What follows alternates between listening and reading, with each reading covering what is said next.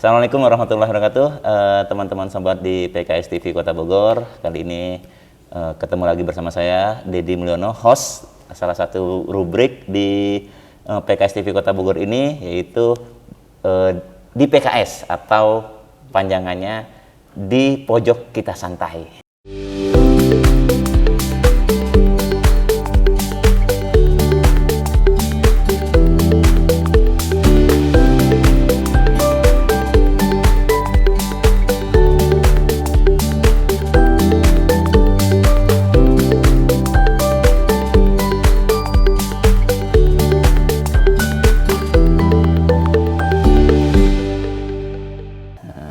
Dan kali ini saya bersama dengan salah satu bintang tamu, yaitu Kang Tujiman. Nah, nanti beliau juga akan memperkenalkan diri. Beliau ini sebagai pengantar salah seorang ketua DPRA di Kota Bogor dan termasuk ketua DPRA yang berhasil meraih suara PKS yang cukup banyak. Pak Tujiman, apa kabar? Alhamdulillah sehat. Alhamdulillah sehat. Gimana nih, Kang Tujiman? Sekarang kan markas DPD ada di sini nih, kebetulan di Kebun Pedes. Ya. Gimana nih rasanya nih? Pertama senang ya, semoga juga bisa bermanfaat untuk masyarakat sekitarnya, terutama Kebun Pedes nih. Betul ya, bermanfaat yang penting ya. Kang Tujiman, pemirsa, jadi Kang Tujiman ini adalah ketua DPRA di Kebun Pedes, salah satu kelurahan di Tanah Sareal. Dan kalau melihat dari data sebelumnya, di Kebun Pedes ini suara PKS itu 3.344 suara yang memilih PKS, atau setara dengan lebih dari 20% ya, pemilih warga di Kebun Pedes ini memilih PKS. Dan ini komandannya. Nah, Kang Tujiman, bisa cerita dikit nggak? Waktu itu ya, apa sih yang dilakukan oleh DPRA atau mungkin Kang Tujiman sendiri untuk bisa mendapatkan suara yang banyak itu di Kebun Pedes? Kami sebagai DPRA dan kader-kader PKS Kebun Pedes ya, selalu menyapa, melayani apa yang diperlukan warga Kebun Pedes ya. Seperti pelayanan ambulan, pembangunan, usulan pembangunan itu. Dan apapun yang diinginkan warga, mencoba kita mencarikan solusi gitu. Berarti sebagian ini warga di sekitar sini gimana respon mereka terhadap PKS dengan program-program layanan ambulan, kemudian kemarin saya dengar ada juga program Jumat Berkah ya, yang itu setiap Jumat katanya. Jumat Berkah. Nah, itu gimana? Bisa cerita sedikit nggak? Untuk Jumat Berkah awalnya kita mulai ya dari kader-kader, lama-lama kita coba perkenalkan dengan warga, kita ajak beliau untuk warga untuk warga, dari warga untuk warga gitu. Alhamdulillah antusias warga sangat bagus dalam mensupport program Jumat Berkah kita di situ. Oke, jadi Jumat Berkah ini nanti itu rutin setiap Jumat gitu ya? Iya. Apa sih yang dikasih ke mereka? Makan siang. Makan siang ya, makan siang dikasih mereka ya. Setiap Jumat itu kita sekitar 100 sampai 130 box. Oh, 100 sampai 130 box. Ya. Saya pernah dengar juga katanya pernah bagi beras berkah juga gitu ya. Ya. Benar ya gitu ya. Itu kalau yang dibagikan untuk masyarakat sekitar sini itu gimana respon mereka ketika ini dari PKS, ini apa ada pandangan negatif, ini makanan dari PKS kenapa atau gimana? Alhamdulillah mereka senang dengan kegiatan yang rutinitas ya. Ternyata PKS hadir bukan hanya di waktu mau pileg, tapi setelah pileg pun tetap turun ke masyarakat, menyapa masyarakat gitu. Dengan Jumat Berkah, beras Jumat Berkah juga pernah gitu. Ya, mungkin kelanjutan juga ada terus gitu. Selalu kalau nggak beras ya nasi gitu. Gitu ya. Kalau misalnya kan di sini juga ada partai lain berarti kan, ada partai. Gimana nih hubungan PKS dengan partai-partai yang ada di Kebun Pedes?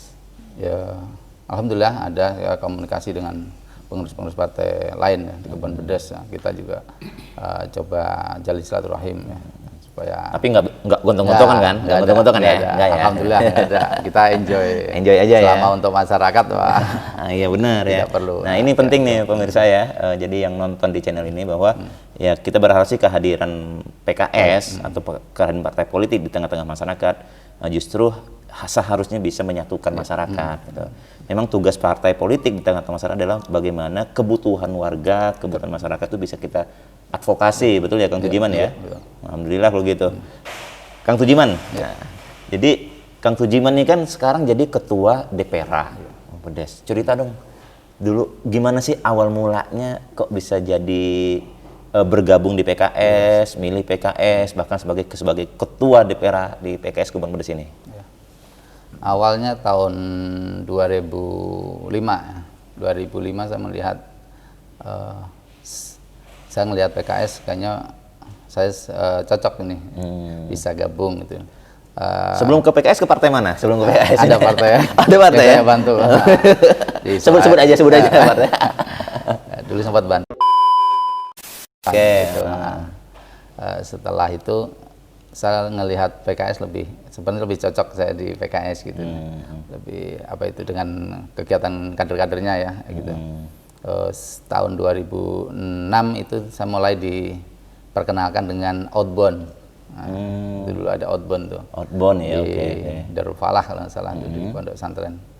Mulai di situ saya mulai dibina, ada pengajian ya. Iya, ada program pengkaderannya ya. Pengkaderan itu kita jalani sampai akhirnya saya masuk di satu tim kepanduan ya. Kalau PKS ada kepanduan.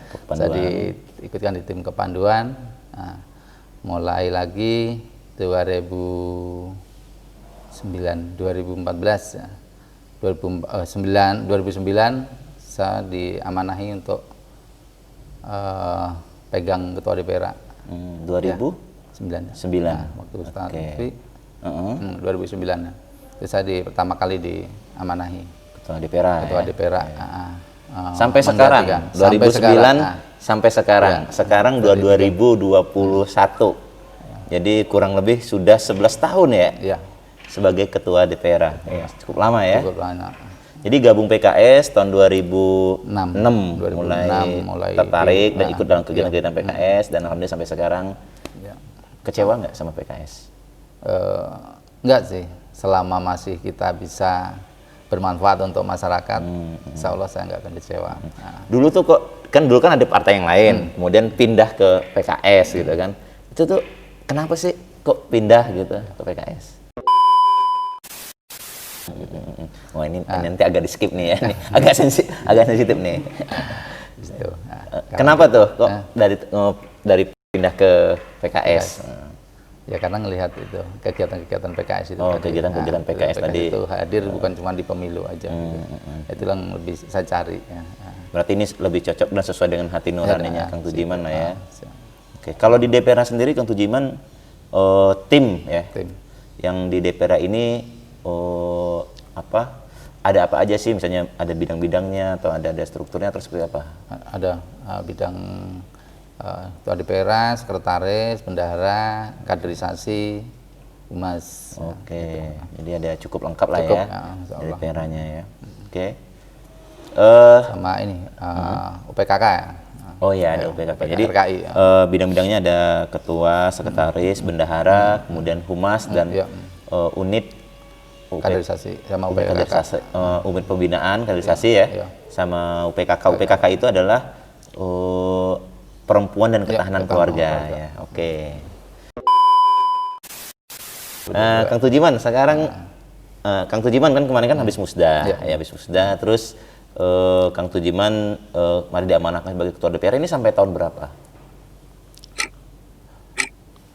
Kalau ikutin ininya 2000 sampai pemilu ya. Sampai pemilu 2024. Itu 2024 itu. Mudah-mudahan 2024 ya. Oke. Bisa. Nah, ini kan kayaknya kemarin saya dengar di PKS sendiri mentargetkan suara yang cukup tinggi ya di Kota Bogor dan mungkin secara khusus di Tanah Sareal. Kira-kira nih apa nih tantangan ke depan untuk DPRA di Kebun Pedes atau program-program di Kebun Pedes untuk dapat meningkatkan suara? Tantangannya sebenarnya di ini mengadvokasi pekerjaan usulan-usulan masyarakat. Nah, itu yang harus bisa kita sebanyak mungkin kita advokasi. Karena dengan apa itu suara tinggi, usulan masyarakat juga semakin banyak banyak, ya. betul ya. Ekspektasi masyarakat juga semakin tinggi, gitu ya. Jadi kita harus bisa mengadvokasi dari usulan-usulan warga, karena ada di Kebon Bedes itu kan ada 13 RW itu. Ada 13 RW ya. Sedangkan kita turunnya anggaran mungkin nggak bisa semua kena ya, tapi gimana caranya dalam 5 tahun ini kita itu bisa semua RW itu dapat. Oke ya, jadi sekarang jadi fokus ya untuk memperluas pelayanan kepada masyarakatnya, karena semakin banyak yang bisa kita bantu, semakin banyak kita bisa advokasi, mudah-mudahan gitu ya, suara PKS juga semakin besar. Sebaliknya, semakin besar suara PKS juga, tuntutan dari masyarakat juga semakin tinggi ke PKS ya, sehingga kita juga harus meningkatkan perform kita ya, sebagai kader partai ya, kader partai untuk memberikan pelayanan yang maksimal. Oke. Kalau anggota dewannya nih Kang Tujiman, nah kan dari PKS ini ada 2 orang ya, dari Tanah Sari itu ada Bapak Haji Muas sama Bapak Haji Karnen Asyar. Nah, ini kalau 2 orang ini gimana nih di Kebon Pedes nih? Rajin turun nggak? Alhamdulillah rajin, Stakarnain. Stakarnain ya, alhamdulillah. Karena ya. yang komando di Kebon Pedes itu di bawah komandonya Stakarnain. Oke. Makanya harus lebih banyak turun di Kebon Pedes. Nah, karena suara beliau juga lumayan tinggi di Kebon Pedes itu. Iya. Kalau nggak salah beliau cukup ini ya, saya nggak tahu benar atau nggak ya, saya nggak lihat datanya sih. Suara beliau itu dibanding dengan alat-alat lain paling tinggi ya di Kebon Pedes ini ya. Oke, tapi beliau sering turun kan ya, berarti sering turun. Kemarin saya lihat juga videonya itu ada beliau lagi mengadvokasi pengaspalan jalan ya. Itu di RW mana tuh? Itu di RW 3. Di RW 3. Di sebelah markas. Di sebelah markas ya. Alhamdulillah. Kemarin juga saya ketemu sama Pak RW-nya ya. Saya juga ngobrol sama Pak RW-nya dan ya besar harapan sih memang dengan PKS bisa banyak membantu warga. Kang Tujiman nih sangat luar biasa sekali. Dari sejak tahun 2006 bergabung dengan PKS sampai dengan sekarang. Ini kalau 2006 ke 2021 ini berapa tahun itu ya? 15 tahun, Bro. 15 tahunan ya, udah 15 tahunan ya, dari sejak 2001 sampai dengan dari sejak 2006 sampai dengan 2021, 15 tahun ya. Membantu PKS dan alhamdulillah ya di periode kemarin Kang Tujiman berserta dengan tim di DPR Kebon Pedes ini mendapatkan suara yang cukup menurut saya ini suaranya sangat baik lah ya, bagus, tinggi ya, 3.344 suara pemilih PKS, dan sepertinya nanti Kang Tujiman juga akan mendapatkan target lebih tinggi lagi dan mudah-mudahan nanti suara PKS semakin maksimal di Kebon Pedesnya Kang Tujiman ya. Mudah-mudahan. Oke, pemirsa, mungkin itu saja bincang-bincang kita pada kesempatan kali ini. Ketemu lagi dengan kami di episode-episode berikutnya, dan jangan lupa like serta subscribe jika channel ini bermanfaat buat Anda semuanya. Assalamualaikum warahmatullahi wabarakatuh. Makasih Kang Tujiman ya. Sama-sama.